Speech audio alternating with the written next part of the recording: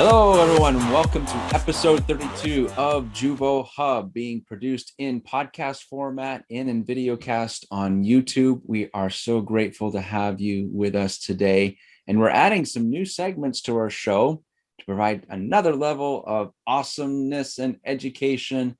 Mark Howell from Howell Creative Concepts. How are you, my friend? What's new and exciting? I'm great, buddy. Life is new and exciting every day, right? That's right. That's right. So it's good to have you with us. Can't wait to get into our guest for today. But just before we do that, our new segments to the show are just a couple of tips that Mark and I will share. Just something quick and easy and will resonate with you. So Mark, do you want to start us off? What is your tip of the week, man? Sure. I always say to people when I find that they are fatigued in any business that every day you wake up, you have the ability to find passion, find your passion in whatever it is. If it's not your work, then why are you working? Are you working to pay bills, to save money for a trip, a child, a new car? There's something in that, right? There's passion in the reasons why you go to work. And if you can't find that passion in your work, then let it be in the things that your work provides or helps you provide for your life. But find passion, find the reason why you should be excited about waking up in the morning and love that.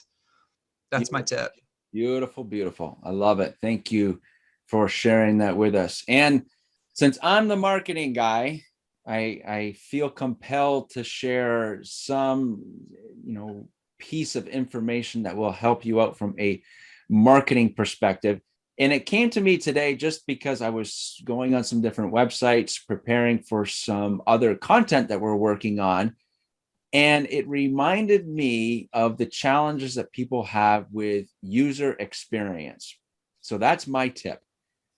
Don't release content without another set of fresh eyes on it, because you can get so jaded by your content, like you've looked at it so much, you changed it so much, you may not see what needs to be edited and what's the flow. Is it going to work for someone?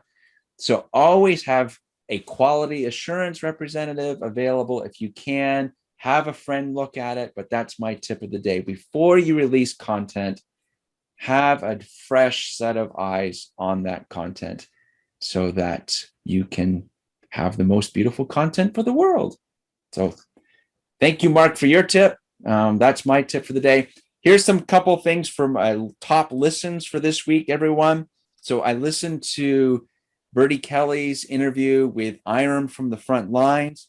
A must listen, wonderful story of where she started out in the industry and where she's come to where she's at today.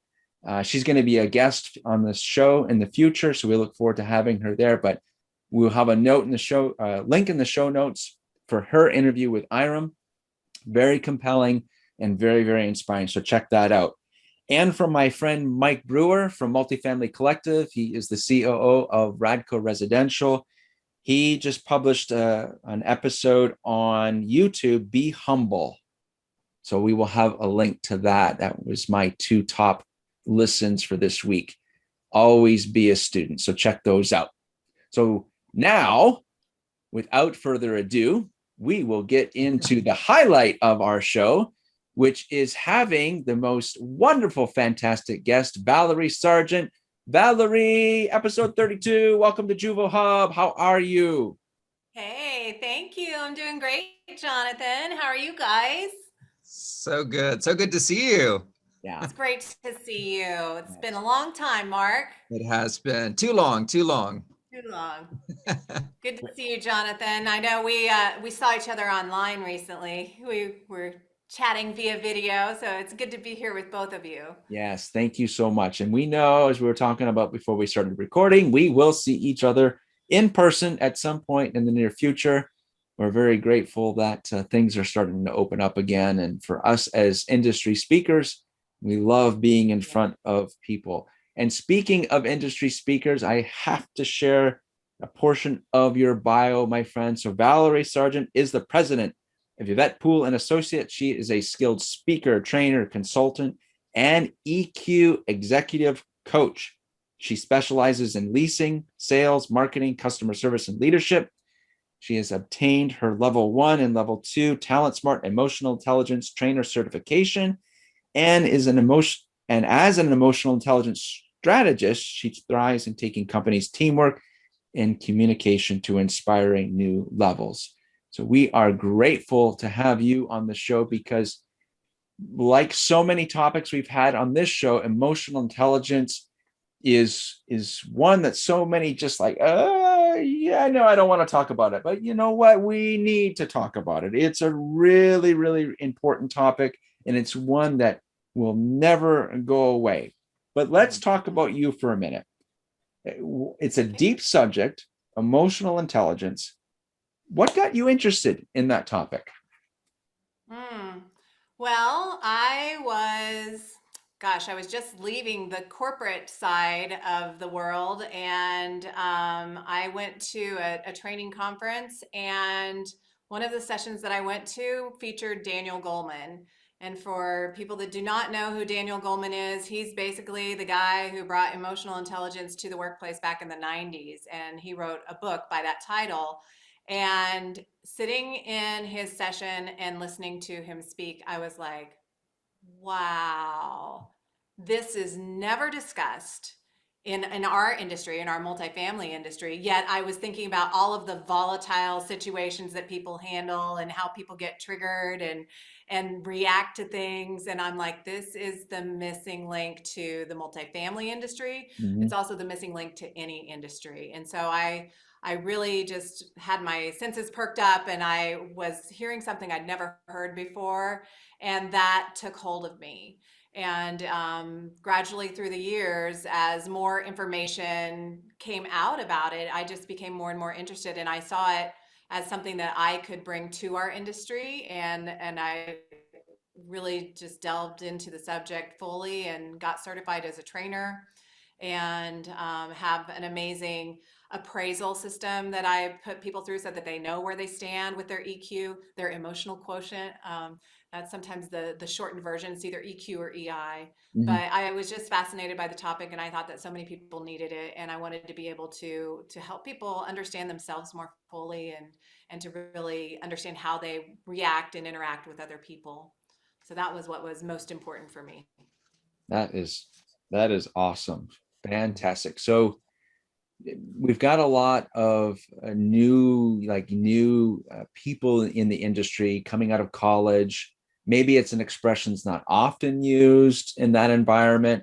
And even for those who have been around for a while, it's good to review, like, what is it? So what's your definition of what exactly is emotional intelligence? What can you tell us? Well, I think that there are actually, the younger people are the ones that are starting to realize what emotional intelligence is, because finally some schools are starting to teach it. It's Cool. the older folks that have not been brought up with EQ. And so really bringing those two things together, the experience, the knowledge. But my definition of emotional intelligence is being able to discern what is happening within ourselves and using those layers of knowledge to manage our emotions effectively. And this is so that we can have better, more productive connections with others, so that we can lead calmer and more satisfying lives. Mm-hmm, absolutely. That's really the ultimate goal for me. I love it. I always like to say that emotional intelligence, if you take the two words apart, emotions and then intelligence, so it's fascinating to me because the word separate, obviously means separate things, but then you put them together and you really have to ask yourself, how intelligent are you with your emotions? How smart or savvy are you when it comes to using your emotions in the workplace, or really just in life in general? But I'm so glad that you are the professor of this topic, because we're going to save some people today. Yeah. Well, I'm your professor anyway. Absolutely. I am not a professor, but my aunt was. So maybe I got some of those genes. Yeah, very good. Like I was saying earlier, it's like there's so many topics that are out there, and we're grateful for all of the instructors and trainers that we have in our industry. But this is one of those ones that every book I've read on it, every article I've read on it, and hearing you speak about it in the past, it's like you always walk away with, like, okay, Mhm. yeah, that's stuff I need to think about, things I need to work on. So it leads to another question, Valerie. Like, how can like my EQ, or like for our guests, their EQ or EI, what impact does it have on their on my ability to change and our ability to change? Any thoughts on that? Well, just change in general is hard for people, and so if they're looking to grow themselves, emotional intelligence is very important. One of the foundations of it is self-awareness. Who am I? Mhm. And so being able to really understand what's going on as you process things. So to change yourself, you have to know who you are first. And then the second self characteristic of emotional intelligence is self management skills. Like, how am I handling this? How am I being perceived by others? It's like, how am I managing myself in this moment? That you have to know yourself very well in order to change or to even embrace change. Mhm. So being able to really discern what's going on in our body talk, in our inner monologue, as I call it, because it's like we're having a one act play with ourselves where it's just all the time about crazy made up one sided stories. Right. So you have to learn, how to listen to that inner monologue differently sometimes.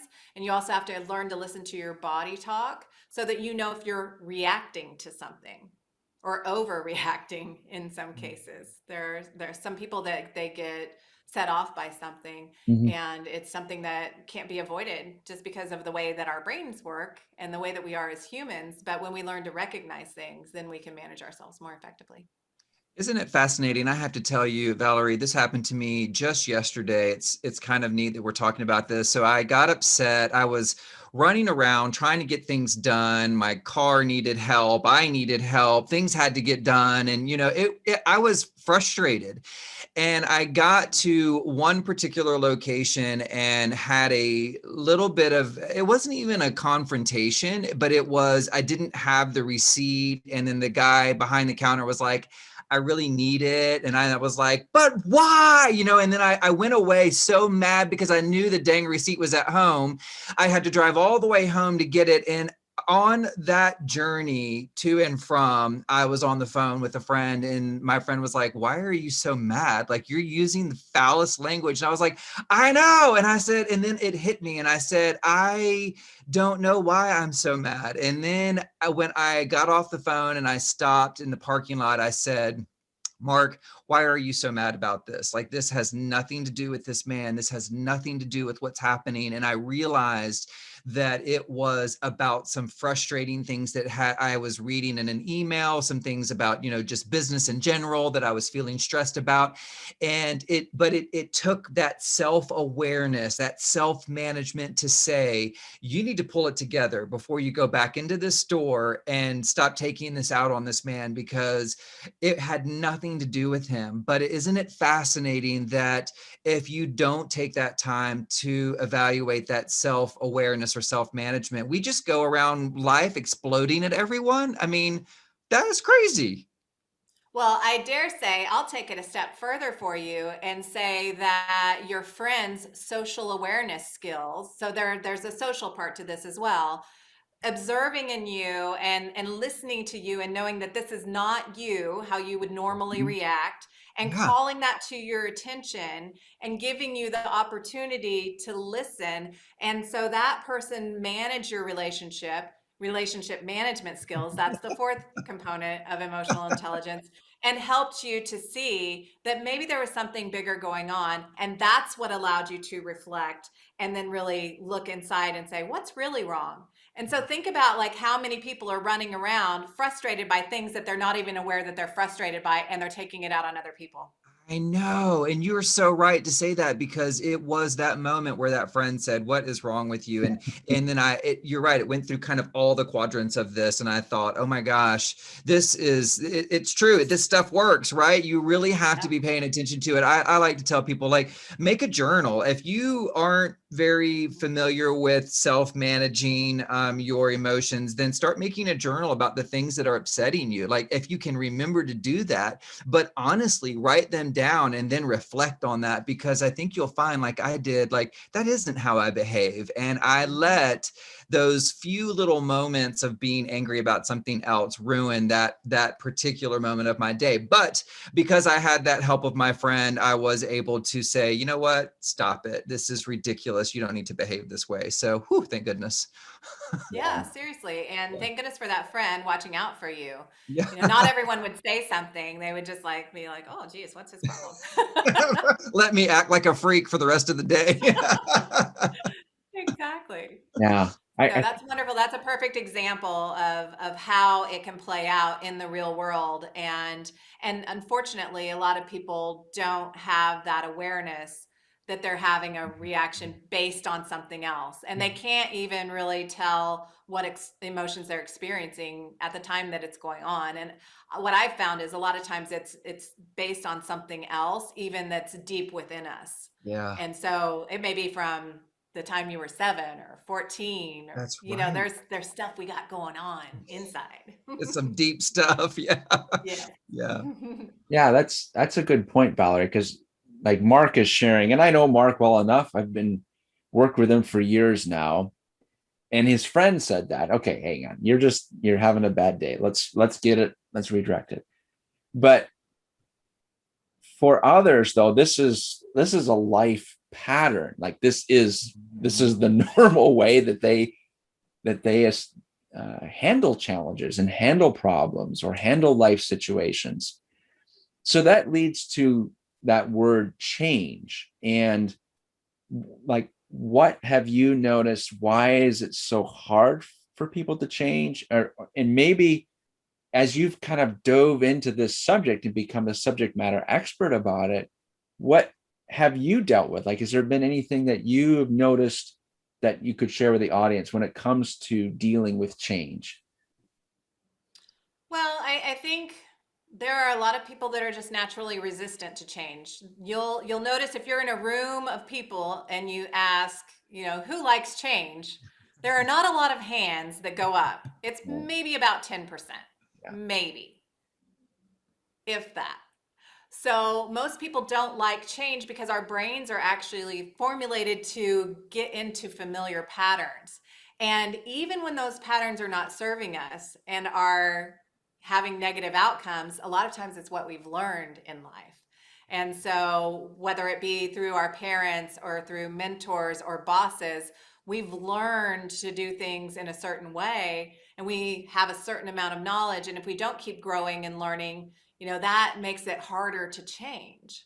And so we keep reacting and doing the same things, because that's our nature as humans. Oof. And when we really learn more about ourselves, then we're able to change ourselves. We're also able to respond better to change and become more resilient. For me, it's like I think for myself, dealing with change, I do consider myself fairly resilient with change. And part of that is my dad died when I was 14, and my life changed overnight, and I had to adapt. So that made me probably deal with things differently and made me a more resilient person. But with some changes, I have a harder time because of that. Like for me, the hardest part is like letting go of a person or a situation that I was really attached to. So if that changes, like closure is very important to me. So it's important to, if I'm leaving a situation or if there's something going on, it's important that I have closure. Otherwise, I get spun up about it in my head and I loop thoughts and have things going on. So that's where I have the hardest part. And that's where I've focused a lot of my work, is being able to let go of things more gracefully that weren't meant for me. Ooh, that's nice. I like that. Thank you for sharing that story. That's very personal. And it brings me to a lot of my own thoughts about just emotional intelligence. But I like to say everyone has a story, right? That story, like you said before, it could be something that's coming up, like almost, some acid from your stomach, it's coming up and you can't stop it. It's this emotion that hasn't been dealt with, or that we didn't even know was there. And those are those triggers, like you might say something that would trigger that emotion from my childhood, that I would react either badly or maybe nice. I react nice to it, but typically I think our triggers make us act badly.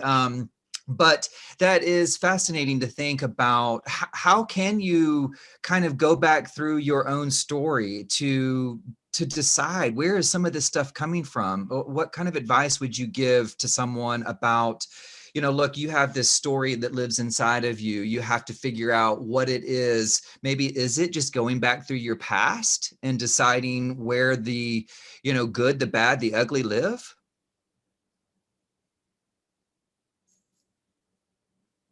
Well, I think you were spot on, Mark. And I don't know, is my connection okay at this moment? Am I okay? Good. It's good. Okay. So I like I was a little unstable. So I think it goes back to what you were saying about a journal. So I actually have my coaching clients keep a journal so that they notice like when they're having a reaction, what's going on in their body, what their thoughts are, and then they can start to notice patterns. And it's those patterns that allow people to identify and sometimes trace back. Okay, we've got this happening multiple times. What in your past does this remind you of? And being able to kind of look at what those patterns are showing you, that can sometimes be a roadmap into figuring out that past trauma. Or it's really, asking about those things, whether it's a professional asking, or as a coach, sometimes we'll ask about that. I let people know sometimes it feels a little bit like therapy, but we're really trying to get to the heart of an issue. Yeah, for sure. I love it. And look, I know we need to move on, but I think what you do is so valuable, and teaching other people how to understand, like, I try to imagine if I were the guy behind the counter dealing with me, like, what is it? Why is this guy such a freak today? And I'm imagining, like, understand everyone has a story. This has nothing personally to do with you. Like, I try to put myself, when I'm calm, in the other person's shoes. Like, how can we help other people understand that what you see happening? And look, I'm the world's worst. I love it when people explode in public. I think it is the funniest thing, watching people go crazy in public.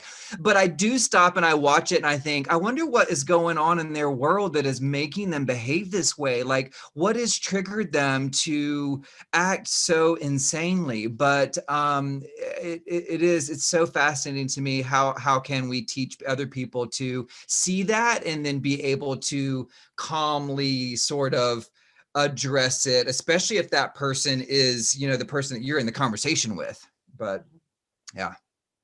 Yeah. I think anyone who's in a customer service role has to always be mindful. What's that quote? Like, everyone's fighting a tough battle. Yes. We have to be mindful of that. There are things going on in people's lives that we have no idea about. I was thinking for your story, Mark, that you were probably mad at yourself because you forgot the dang receipt. That I was thinking that was it, without knowing all of the email stuff that you dealt with and Right. what was really happening. So, it's probably a combo platter of both. It's like, why did I forget that? Yeah, totally. So that kind of leads us into like another segment, Valerie. So wonderful insights on a personal level and what we individually can do. So now we transition over to leadership. We transition over to how do we apply this in a property management environment, in a company culture environment. What are your thoughts when what do leaders need to think about as they are making changes? And there's changes, that's life, right? There's always change. So what are your thoughts along that line of working with your team in dealing with a change environment?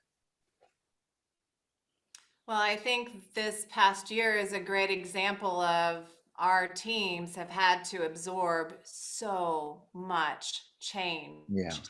And that's traumatic. I want everyone to realize that so much change and so much stress and pressure that they've been under, it's trauma. And a lot of people don't realize that their teams may be struggling. And we're talking a lot about mental health more these days. Oprah has a show on Apple TV that's about mental health. She's combining with Prince Harry to talk about it. I've been watching some fascinating episodes, but people are struggling. And one of the things that I teach in my change management is that any change involves grief. Because when we get something new, when we have something new that we're gaining, we also are losing something old. So think about me. I need closure, right? Mhm. So I need to know why we're changing. I being the universal we. I need to know why we're changing, what's better about this change, why it's important to me, and being able to have the opportunity to let go of the old. So that means having some preparation time. Hopefully we couldn't do that with a lot of 2020, No. but in a change initiative that a leader is instituting, we are able to have a schedule and a timeline. So prepare people for change and inform them and communicate. The best thing is communication, and over communicate. You really want to put the message out there in many different ways. You guys both know, because we're all in the training world, that everybody learns in different ways. And so some people need to hear about it. Some people need to see it. Some people need to dive in and be on a committee and be part of it. And then they'll evangelize it for us. So all of those things need to happen. We've seen it with the vaccine. There has been over communication in multiple formats about the vaccine. And this is to be able to reach more people. Mhm. Because if we just put out news articles about it, not everyone reads news articles. Right. If we put out commercials about it, well, some people fast forward through those. Some people don't watch commercials. It's you have different interviews that are on social media. Oh, maybe somebody's on social media. We can capture them that way. And so it's really about informing your team why there's a change that's necessary, and how they benefit. Like, who are the stakeholders involved? How will they benefit from the change? Mhm. And then trying to get them on board by, letting them know a timeline, what's to be expected. You also have to celebrate little victories along the way. So as you are having successes with your change, then get people on board with those, have little celebrations along the way so that they feel like they are making progress. Yeah. Those are some tips. That's awesome.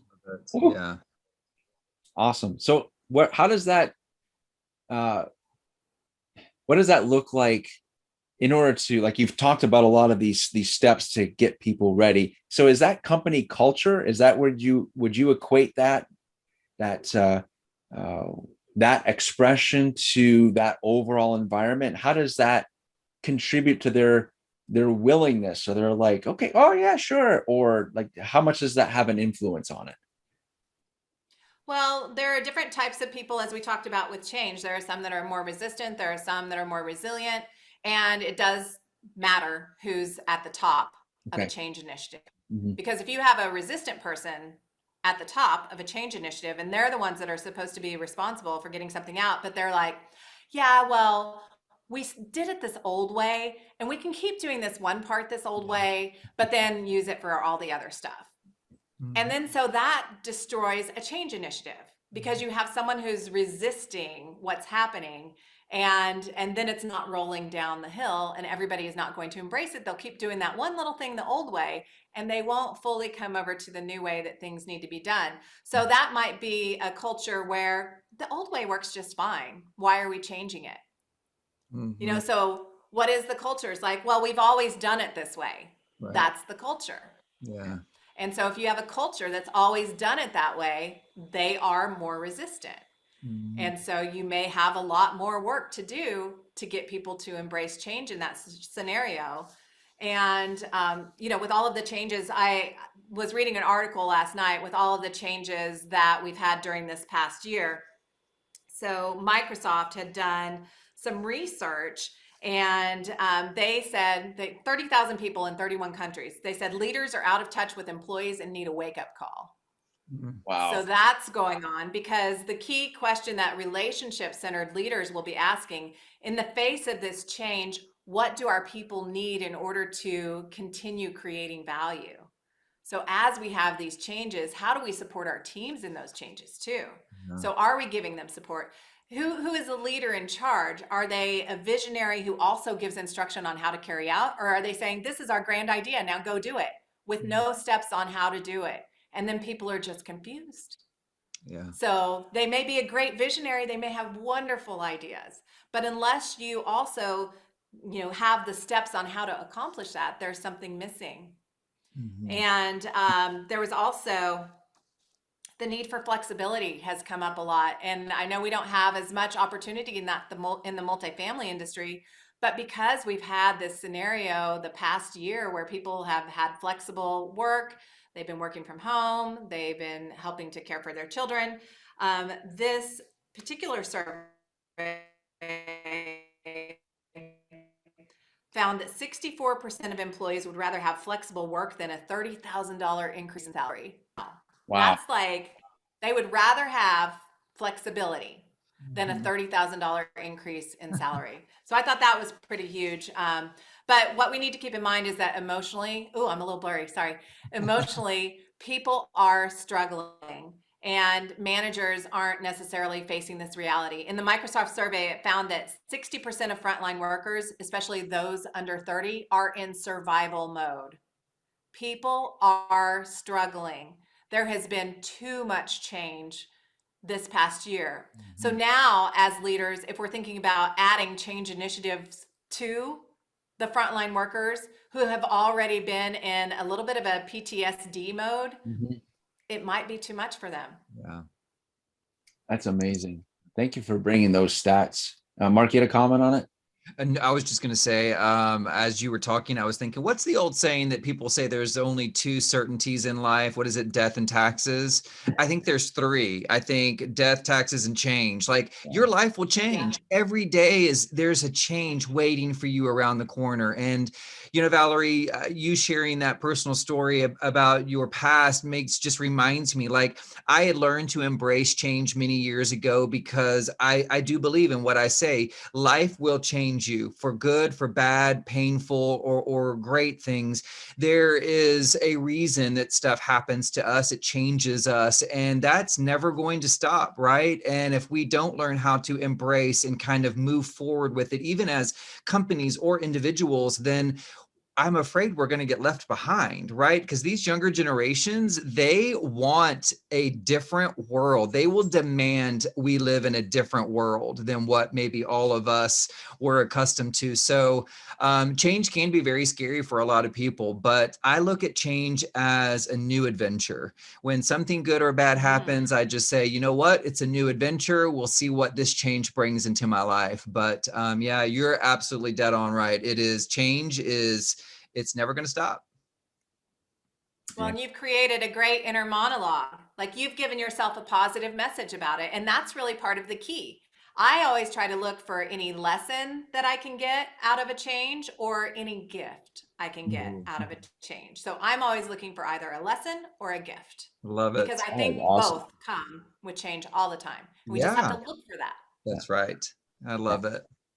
Yeah, that is so cool. A gift out of change. Yeah, that'll stick. See, there you go, Valerie. That'll be my hmm, There, pondering, well, I've You're given him something to walk pondering. away with. Yep. Aha. What a compelling conversation. This is fantastic. Thank you for bringing those stats in. So, any resources you can share? Maybe a lot of our listeners would like, what should they do next? What's their call to action coming away from today's show? So Harvard Business Review is always great for like change management or emotional intelligence support articles. There's a great book called Managing Transitions, Making the Most of Change. So for any companies that are planning some big changes, that's a great book, and goes into kind of the grief and dealing with the different types of people with regard to change, the grief components, as well as some things to try to do with each change initiative. Tell me the title again. So the title is Managing Transitions, and it's Perfect. by a couple, Susan Bridges. Okay, perfect. Love it. Awesome. Thank you for those resources. And so we asked this of all of our guests. What is your go-to tip, go-to thought, mantra? You have anything along that line? Well, I have trademarked a phrase in particular with regard to emotional intelligence, and it's called "It's in pause." Because for me, that is the space where emotional intelligence happens, is when you pause and you're taking in more information, you're asking a question, you are managing your reactions. So you can imagine, Mark, that is not always a fun topic for me to talk about. After we finished talking about it, do you know what I was doing? I What? was pausing to deep breathe so that I could set off my parasympathetic nervous system and calm anything that might have been coming up for me in that moment. Yeah, So for sure. pause to breathe is a one that I practice all the time, but it's in the pause. Any act of emotional intelligence for me is in the pause. I love that. That's so great. Perfect. Thank you for that. We'll make sure we get that highlighted in the show notes, along with all those resources that you mentioned. That hopefully you got. Yeah, no, we For got the it. We got it. fuzziness. It's good. It's all good. Yeah, internet can be finicky from time to time. It's the challenges of the virtual world, but we roll with it. No big deal. Right. So thank you, my friend. We are so honored and blessed to have you with us today. How can people connect with you? Give us your website. Tell us a little bit more about your business. What's the lowdown? So, gosh, I'm doing a lot of one-day level 1 emotional intelligence trainings, both within and outside the multifamily industry. Okay. So I've got a company that's a nonprofit that I'm probably going to do some work for with regard to a webinar and level 1 training, and then believe it or not, a health department. We're looking into some emotional intelligence training. Cool. So you can find me probably most easily at my website, ValerieMSargent.com. And so you can see the way my name is spelled on the screen. So it's Valerie M as in marvelous, or Michelle, my middle name, Sargent.com. And our company website for Yvette Poole and Associates is Ypoole, Poole, and ASSOC.com. And you can find me on Twitter at Valerie M. Sargent. So those are probably the easiest ways. My email address is Valerie at, guess what? ValerieMSargent.com. Beautiful. Beautiful.